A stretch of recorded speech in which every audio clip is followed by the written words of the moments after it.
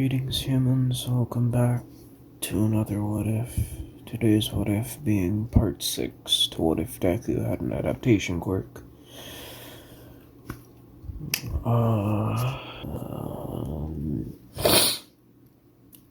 You know the rules. Like, subscribe,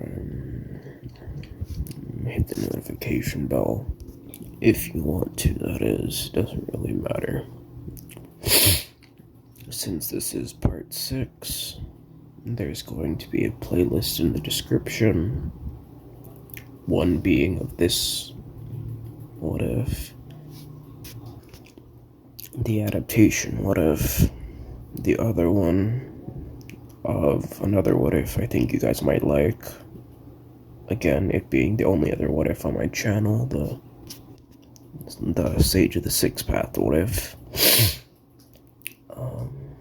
And right down there in the description, there will be a link to a Discord that I think you guys might like, because it's just a Discord.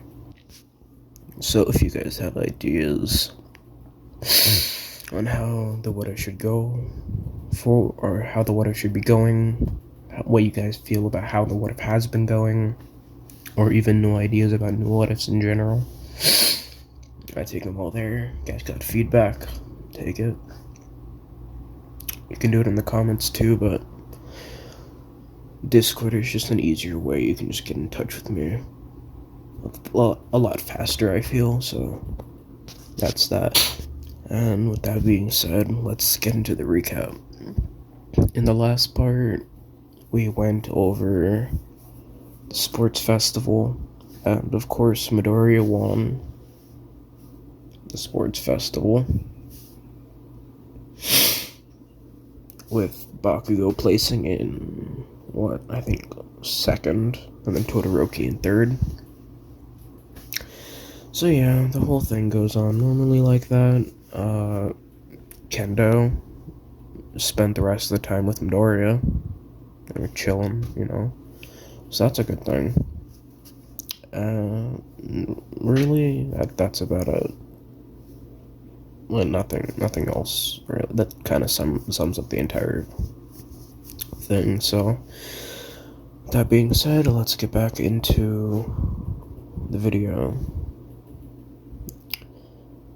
I don't know how to start this off. So, before they leave, or before the day ends, Midoriya and Kendo are walking around, and Midoriya overhears a conversation.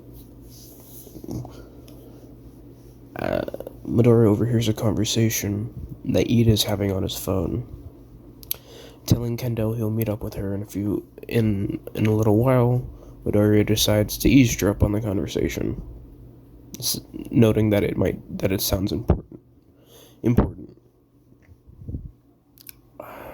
Midoriya, eavesdropping on this conversation, is just listening.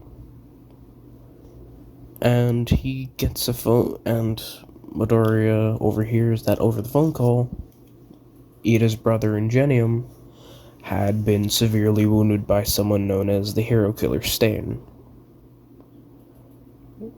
Ida is clearly devastated by this, and as information about everything is getting revealed, Midoriya overhears that the Hero Killer was in Hosu City, and that's why Ida's brother ended up like that. So Midoriya just keeps that in mind, noting that Ida is the kind of person to take things and make things out of control, so that's usually it. That's how it goes. And then, so Midoriya meets up with Kendo. Kendo asking what just happened. Kendo asking why Midoriya had taken so long to be back. But Midoriya just brushes it off, stating that it was nothing. and he just had to tend to something. Immediately as they say this, they walk around, and when they circle back around, they notice that Ida is, like, storming off. Midoriya, knowing probably where Ida's going, most likely going to go to the hospital. So, yeah, they just leave him alone. With Midoriya telling Kendo that Ida's brother had gotten hurt by a villain and is now currently in the hospital. Kendo is saddened to hear this, but knowing there's nothing they can do, she doesn't let the news affect anything.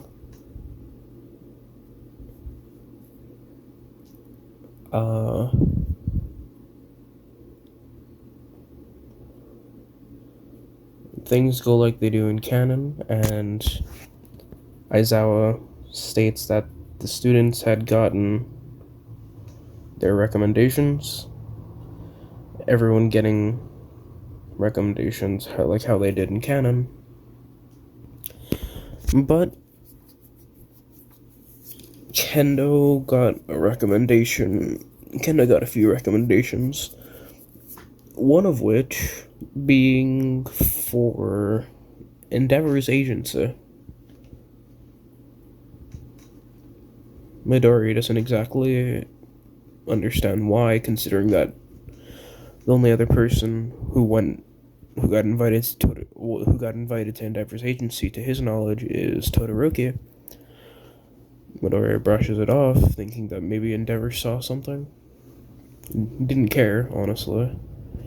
But he got immediately upset when he noticed that Endeavor had applied for him as well, thinking that Endeavor probably used Kendo as a bait trap to try and get Midoriya to get Todoroki to use his fire again. Obviously upset, Midoriya advises her to choose another agency other than Endeavor's, and she does so, picking the one she did in canon. I don't know if she did in canon, but picking one she did in canon or whatever, I don't know. And Midoriya got his special recommendation from All Might's teacher, Gran Torino, which Midoriya takes because All Might advises it.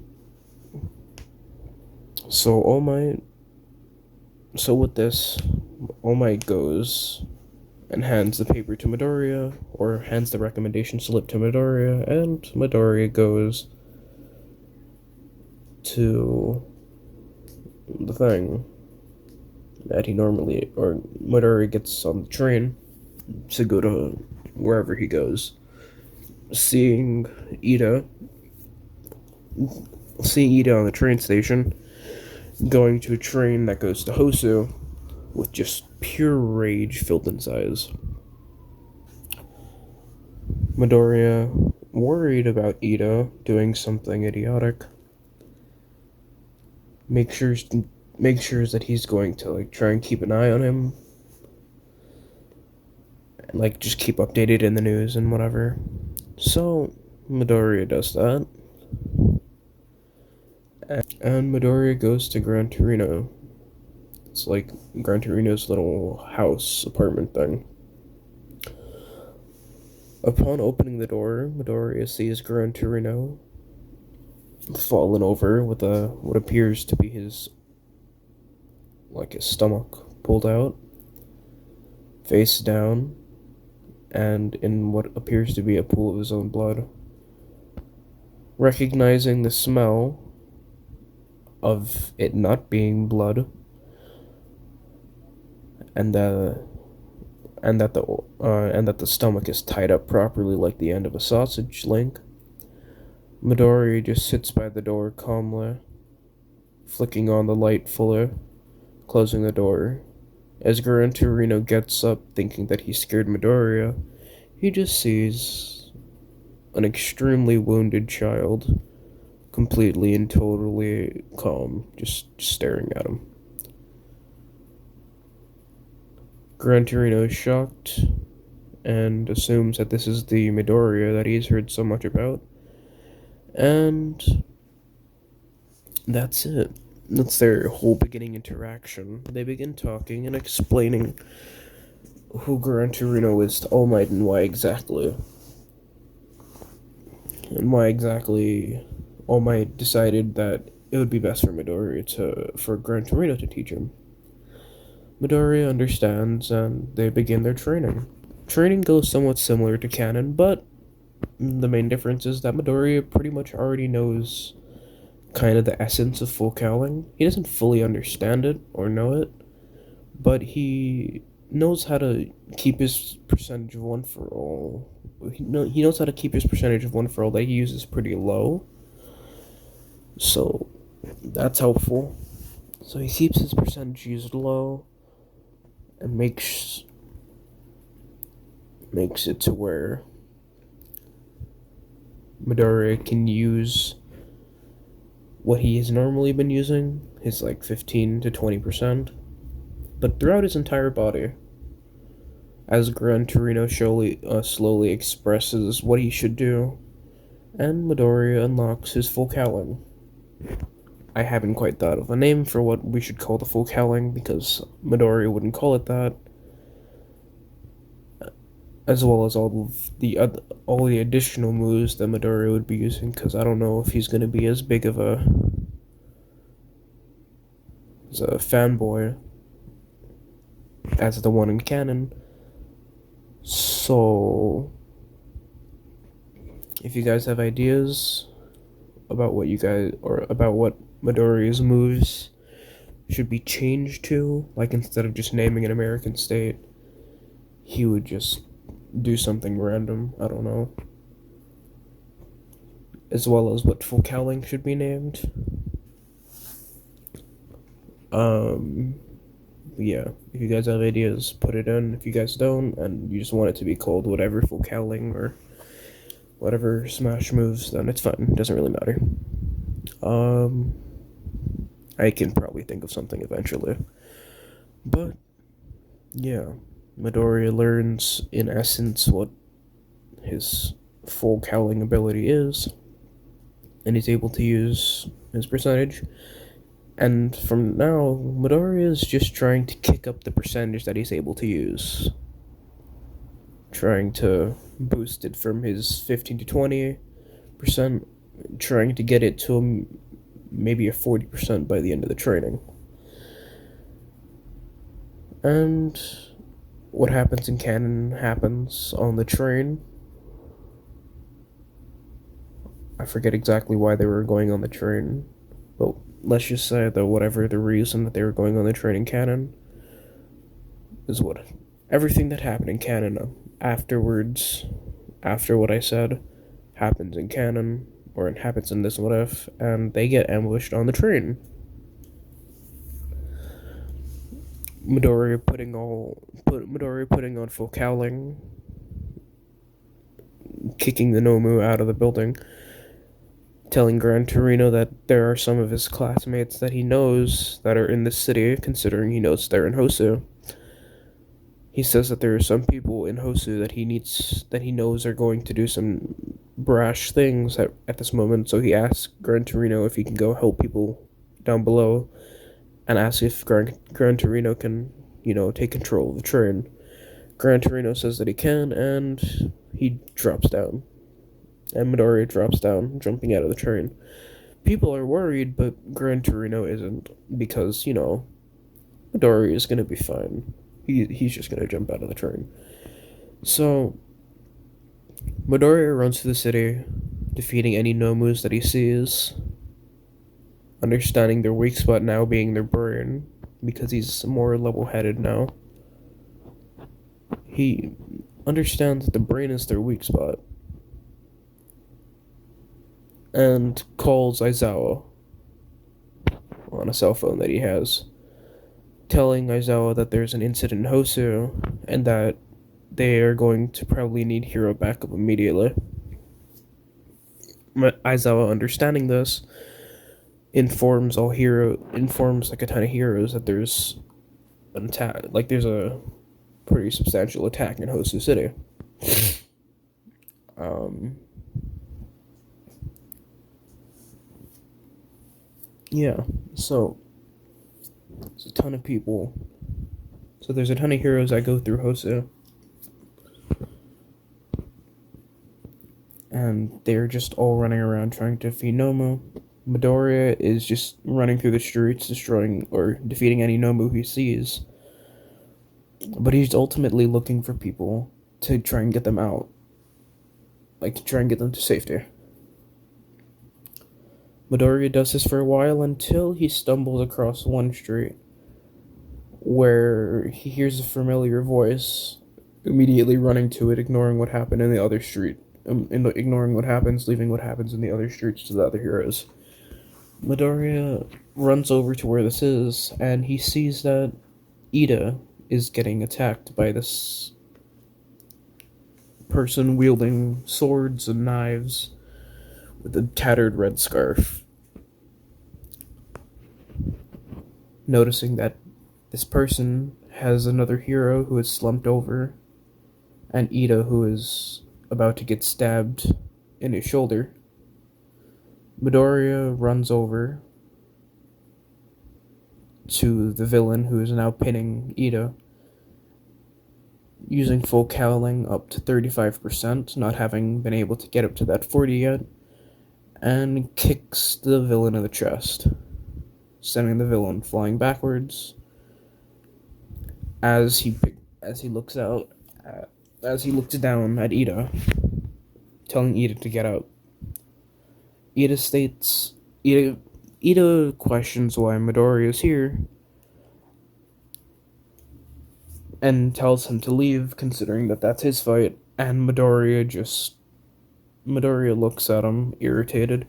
So, you're telling me that you stood a chance against this guy? Sure. Talking a lot, you sure are talking like you can do something for someone who is just laying down there. You're just about to get stabbed in the shoulder. Who knows, they're aiming at your shoulder, but realistically, you could have got stabbed in the neck there. Not much a hero can do when he's dead, can he? Ida's irritated and starts yelling back at Midoriya, but Midoriya ignores him, focusing back on the villain who is charging back at him with swords in his hand. Midoriya grabs the blades, flinging them towards each,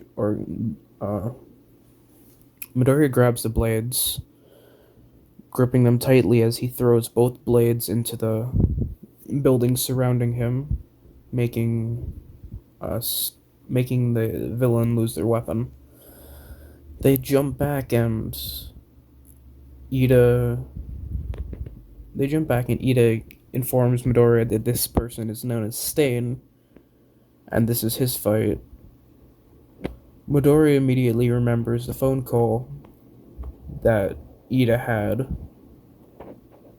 and remembers that Stain is the person who had gravely injured his brother. Midoriya immediately looks at Ida, just absolutely upset with Ida, beginning to question. So, you're telling me that you're doing this out of rage and out of revenge, not so that you can stop him from doing this kind of thing to anyone else, but purely for your selfish desires. You're telling me that Genium, your brother, a hero, would like you to do that? Because if you are, then I might have to agree with Stain's ideal. Ida is extremely taken aback by this, considering the fact that all he really heard, or all that he was really willing to listen to, was, I might have to agree with Stain's ideals. Ida immediately begins yelling at Midoriya again, questioning why he could believe this, and Midoriya starts speaking again. So you're telling me that heroes should act only pure based on emotions alone, that you can't do something for the greater good, for the sake of something, to protect something else. You need to do all these things purely because you feel like it. That's just a selfish way to say that you don't care about society. That it's just a selfish way of saying that you don't care about the society at hand.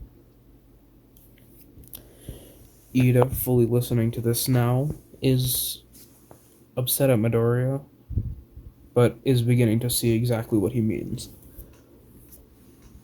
Ida then states to Midoriya, wanting to protect him, that if he gets a lick of his blood, if Stain gets a lick of his blood, then it's over, because Midoriya is gonna get paralyzed. Thanking Ida for this bit of information, he catches a nut. Oh, ow, ow, ow, my leg. Ow. What's that? Oh well. So immediately, thanking Ida, he grabs a knife that was getting thrown at him by Stain and throws it back at Stain. Stain, dodging this, begins to laugh. You really are a real hero. Much like that All Might fellow. He's the only one that I would willingly be defeated and die to. Because he is the only true hero. Midoriya, hearing this, immediately becomes upset, considering the fact that he wouldn't call any hero a real hero based on how his experiences were, until Midoriya realizes that there is one person he'd consider a real hero. That one person being Aizawa. Midoriya then speaks up. So, you're doing all this because you believe you believe that fake heroes are plaguing the society? Stain, believing that Midoriya is picking on to his ideals, states that this is true. Midoriya then fires back. That's purely idiotic. Why would you do such a thing for no real reason? Stain is upset that Midoriya would speak about his ideals this way, but Midoriya speaks up again. There are many heroes that do a lot of things in the shadows, some good, some bad, but many of them aren't false heroes like you believe. The media portrays heroes in so many drastic and different ways. Like, for example, my teacher Aizawa, or Eraserhead as he's better known,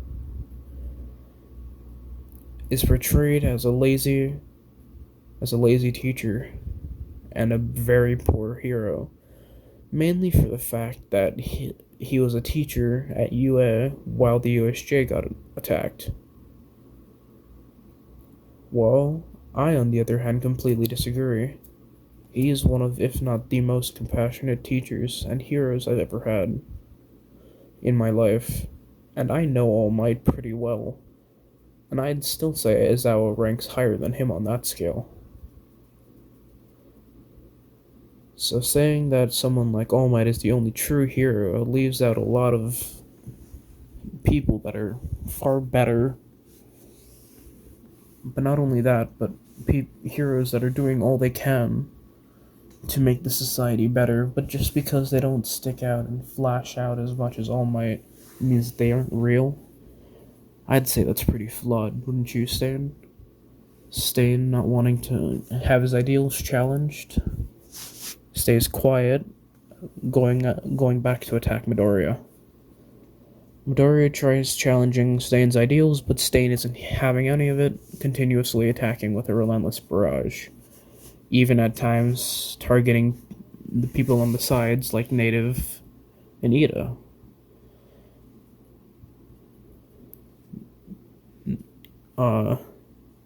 Midoriya notes that he needs to get Ida and Native out of here, but when he looks up at the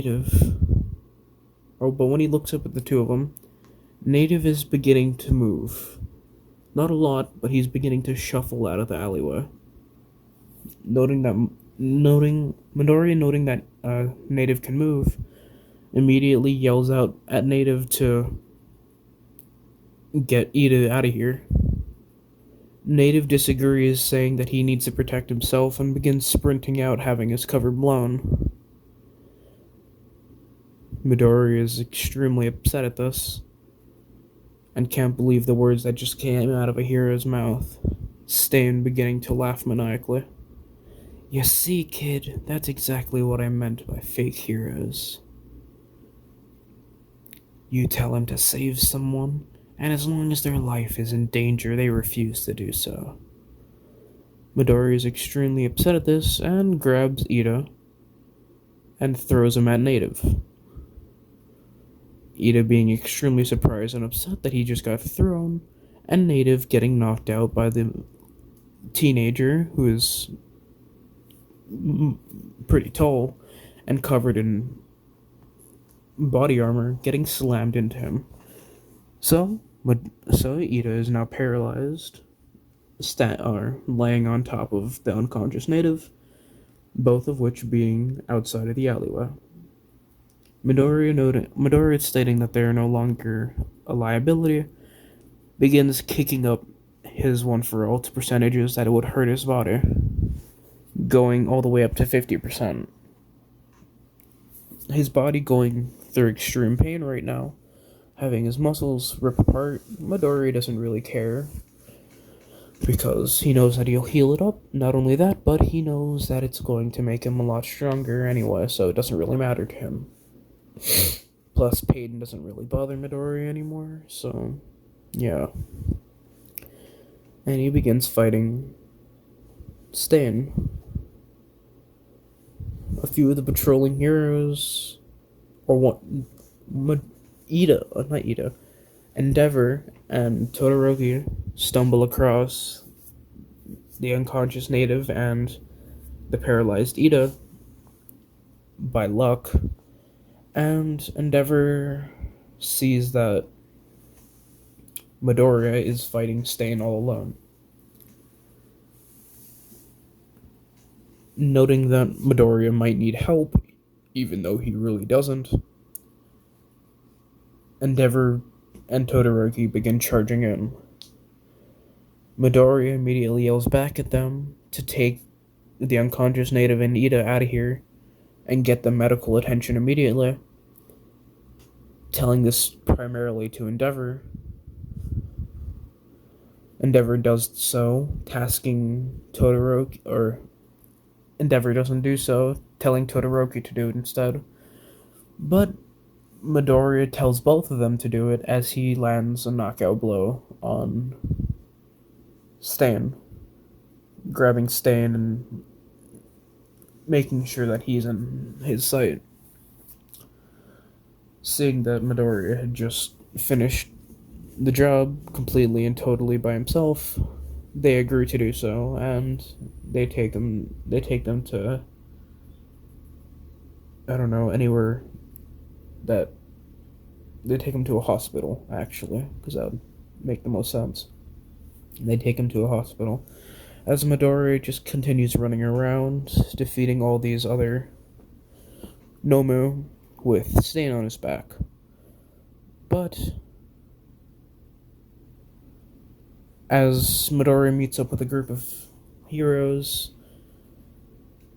as Midori meets up with a bunch of additional heroes, he places down Stain, believing that they should be fine. And since they seemingly cleared out all the Nomus, the trouble's kind of over.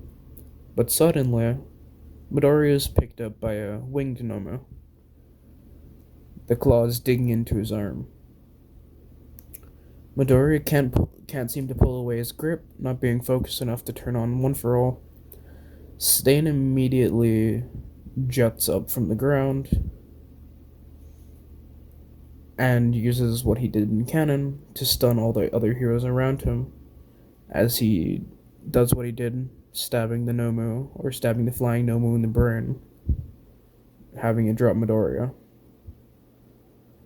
Midoriya shakes it off like nothing happened and thanks Stan, but Stan is kind of just standing there, not moving.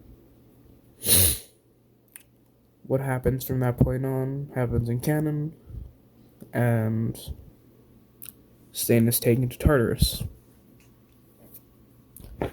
with Ida getting yelled at by not only his brother but by a ton of other pro heroes, as well as Native no longer being able to become a hero after Midoriya and Ida explained what happened.